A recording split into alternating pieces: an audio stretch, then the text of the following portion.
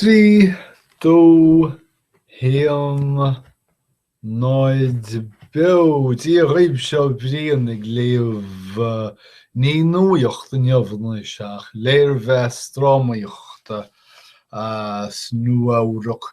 Seo Léirmheas de chuid Ben Brantley ó New York Times an dráma Prodigal son an mac dráulásach cáifeachán is dócha. Ach chneomid an mac dráulásach sílim go bhfuil dé híal leis an téirmisin déan gnó. Mátá ní léon rún schuilte ag an Léirmheas.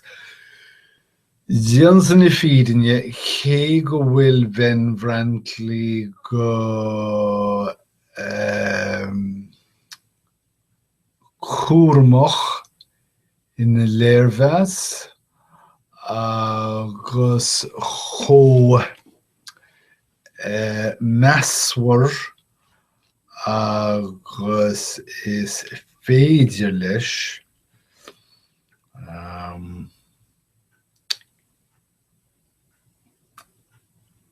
géir chúiseach. Sin focail becheart a bheithe gan blianta fad dóin. Tá se cho géir chúiseach agus is féidir leis. Ach is léir gur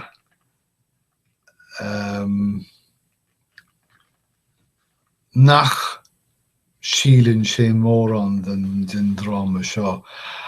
An rud a háirlíonn is dócha le drámadóirí mór le rá a bhfuil an mar cha airige deacha ná gur féidir leo tuairt faoi sionscadail postúlachta gan shritiche áileoin agus is chosúil gurbí sin na naib. Ní amháin gur scríobh sé an dráma ach stiúr sé an dráma freisin agus rééis dabhta agus rion sionscada leile is bheag gantanas atá John Patrick Shanley. Cibé, chaidan an dráma seo síos wachlainn cheanarcach atá glúbarníl faoi mairán más cadhachtan an focail sin ó úsáid. Níl nearbhal béidir. Nearbhal. So sé, tá sé glúbarníl le casan agur faoin bhearbhal seo. Tá John Patrick Shanley tuairt chuireachait séasúr a chaitheamh leis in seomra speisialta álainn in Ifrian. Dar leis. Ní hé seo an sóirtáit inar bhaileit suamh na sa ghlacha. Mar a mbeithe rud nach mbeithe ag súil leis ó ghrámadóir scríomhann drámaí luaineacha mar Danny and the Deep Blue Sea, Dirty Story. Agus ní raibh sagam gur scríobh Shanley Moonstruck. Nis. Nis ní úsáideann Shanley an tine ná an roimhchloch, ná ceann bid in uirlisí chéasta ifrianda methaig súleo siomra ifrianda. Rud níos pianmhaide atá fannacht leat. Fuaim égó dégóide I scríochail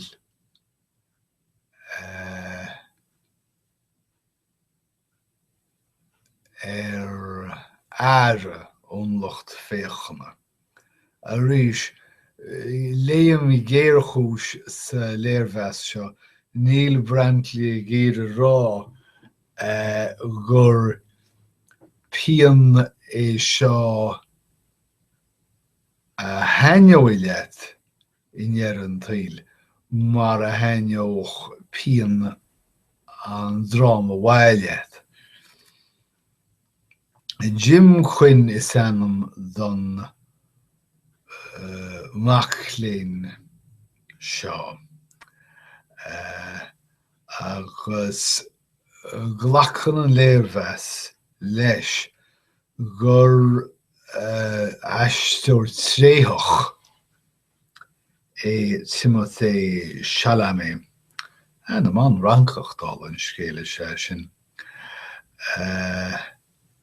Mar deir sé leis a lucht féchan ag tús agus deire an dráma an gcuimhin leat 15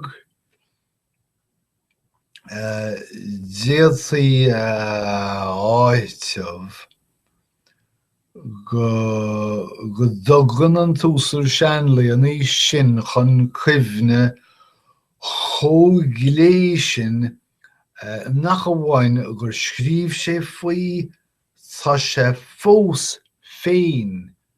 Tá sé fós ag lúbarníl in airngeachaí gunta na négóirí féin. Fiú agus anois I lár na seascaidí sin lár seascaidí féin. Déanann an dráma seo airis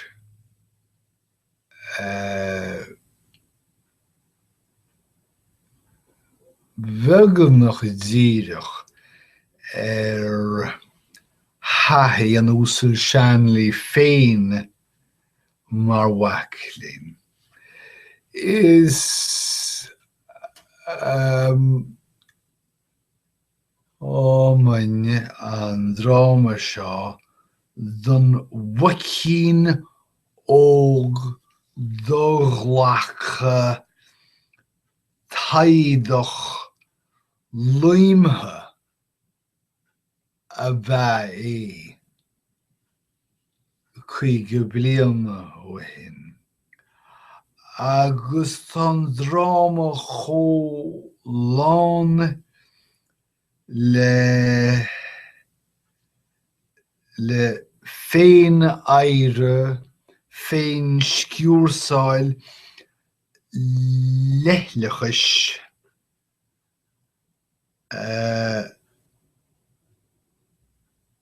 sin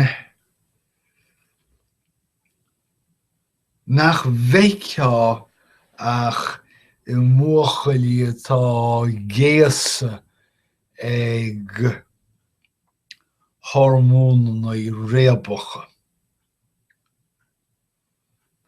Fiú agus ag léirú carachta réile. Is léir gan éantalas go bhfuil an dráma seo faoi Jim Quinn a bháin. Chuireann scéal an dráma síos gá bhliain is saoil an Jim Quinn seo. Agus a tosú amach mar fáiste deachar sa bhrancs. An scoláireacht lár na seascaidí dul scoil olbhúcháin phríomháideach in New Hampshire dar bheanam Thomas More. Sí sin Thomas More Preparatory School. Scoil choláiste chaitliceach faoin tua. Is mai leis an Léirmheas tóir mar a ghúsíon set an dráma cuimhní cín trí chrointe bheithe cuacha a chur gáithíomh stáitse. Is mistéir cén fá gur tarbhí Jim don leathúlacht seo. Bhí gráid díobli aige scoil fhibli. Scóran IQ I Shanley freisin. Sa bhrancs bhí mí chlúir sa bheith ag chur ag scantrú ag sclárú a chóscoláirí agus na sagart a bhuaine. Ach feicean ardmhaistir Thomas More, Carl Schmitt, gealla sa bhuachail seo, agus dó chúlacht éigin. Scríb nóir nádúr is chasúil, a chloigean lán le filiocht, agus dú spéis stíaltha, sclártha ag sna netse. Sé an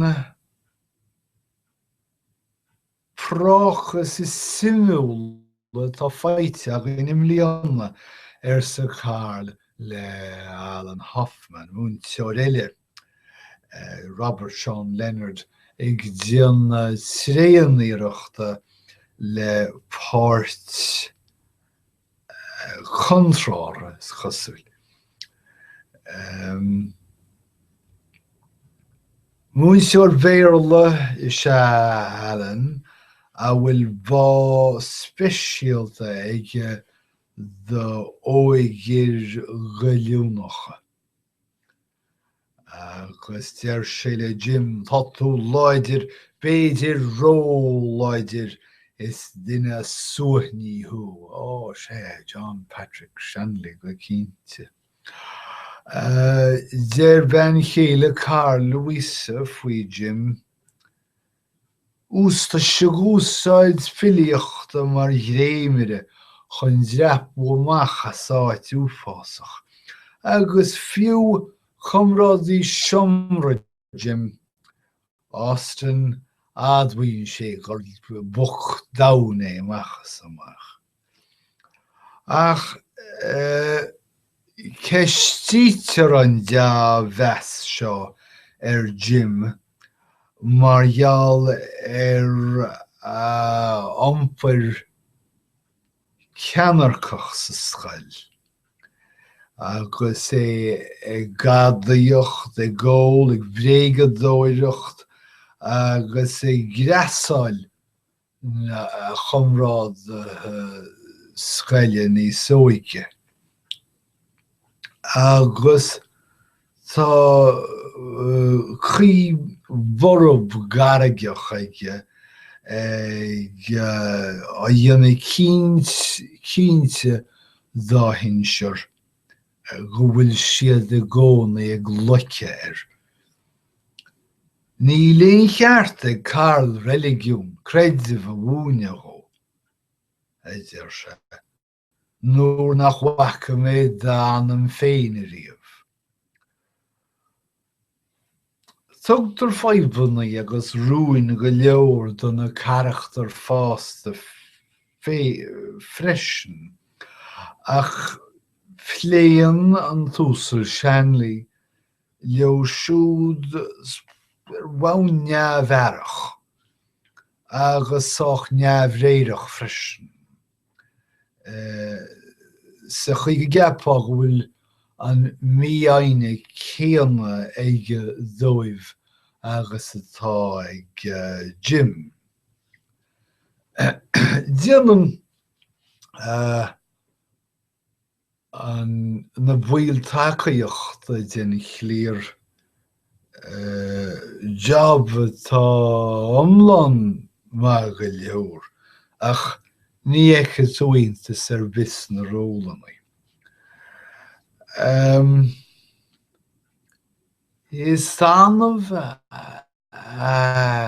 éictear an fisrú cíolchúiseach sin bhon chúiseannaí agus cínteach do gógach a chonaiceann war sa dráma doubt. In Prodigal son ní úsáidtear na charachtar eile ach mar scáthán do charachtar suaithní Jim. Chuidim an charachtar seo rint óigir eile i gcuimhne ruin mar hampla príomh charachtar litríocht splancaí a Wilderness le Eugene O'Neill, nó charachtar bhuaile James Dean in Rebel Without a Cause.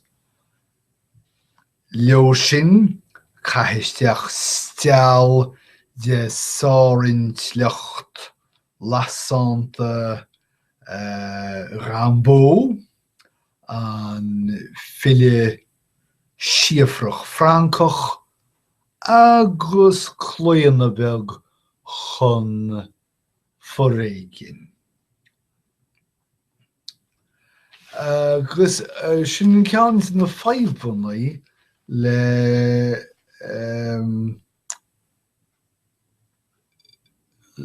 aisteoirí an dráma. Tá an túsal Shanley aisteoid an a bhí ar a telefís hena féin ró hanaí chun dreach bhagrach a chur ar féin. Ach níl sin chafar a rá go líonann sé charachtar Jim chuin chomá sin gur féidir dearmhú gur réalta i gairí é. Tá sé thar bheith ma nuair a dhéanann sé garachtar Jim chur síos ar sréthe na bearsa ar bhaile Jim a bheith heige. Raphael Sabatini a scríomh an leabhar Bleimeachta Scaramouche an file Siegfried Sassoon nó an fear gunna Elfego Vaca. Bhainneann an túsal Shanley bhlaise as muirgacht na henimníochta seo. Agus as sin fásan féin winning neamhúin gáifach Jim féin. Ach, I ngach chéile tá Jim nó beidir an túsal Shanley gúnfort agus smaile mar a úsáid an Brantley an forannim sin. Ní léir an Jim nó an taisteoire tá ag gúnfort. An taon chuí go bhfuil is agam tada fum féin Jim ná mé héine eiceáil trí huaile dhaoine eile. Tá Jim thóir údar a chuirthas síos agus a bhíneos é. Ach níor aire leis a bhear a dhásas a Jim seo an fad sin a chur idir é féin agus an charachtar a scríobh sé sa chuí go bhfuil dráma dá chuid féin tuilte ag Jim. So sin é an Léirmheas sin Prodigal son ó John Patrick Shanley, agus sin an méid atá agam dhaobh anocht, tá súil agam go bhain sibh tanamhas an Léirmheas sin, agus go mbeidh muid a caint arís, caintla chéile arís sa a bhád. Is a dálín gaim racht é ar a bh go léir agus go gúdaí díosib. Slán leis.